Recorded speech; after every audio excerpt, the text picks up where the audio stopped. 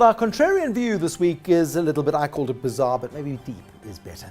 Because they built the world's largest mall, and then they built the world's largest building. And now, if plans come to fruition, the Emirates will soon be home to one of the world's largest underwater hotels. The underwater section will be up to 10 meters beneath the sea's surface, contain 21 double rooms adjacent to a dive center and a beverage counter.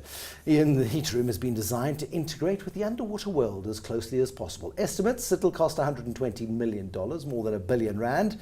It gives new meaning to swimming with the fish, or maybe swimming with the twits. I mean, David, you look at these crazy projects that have given the publicity of excess and exuberance to these Emirates, and Dubai in particular, with the Palm and all sorts of other lunacy of the world's tallest buildings that can't be fully let, and lifts that don't go all the way to the top.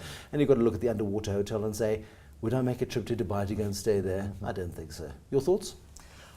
It's interesting. I mean, there's always people who will find these places fascinating, you know, who will want to go where the glitz is.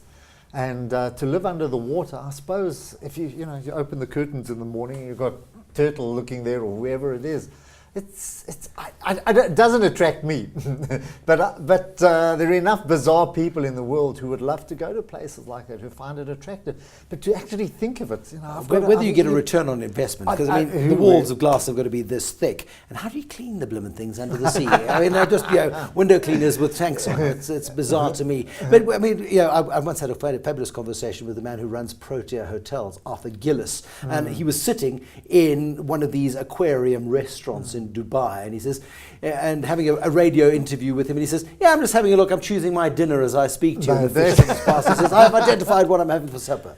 Yeah, water's relaxing, it could be very relaxing just watching fish swim by, and so that's why you have aquariums.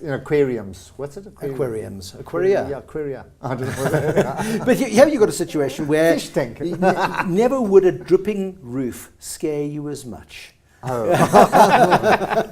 You've got a leak in your room. I mean, it's all about that tourism drive. They're trying to build the Emirates in Dubai specifically around the airline. It's a lovely idea. And they need a draw card. What else is there other than, I mean, you go up in that tallest building, you look around, it's desert all around. Have you been? I have.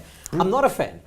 Personally, don't like Dubai. It lacks a soul, if you ask me personally. But that being said, there are people that like this. They'll go and they'll pay to see that. They'll pay to see a man-made palm in the middle of the sea, and just don't wait for global warming. The plus on the underwater hotel is that they don't have to worry about that. They're already underwater, and perhaps their return on investment is as well. That's good. That's smart. And there's no air conditioning cost. Brilliant. Because it'd be nice and cool.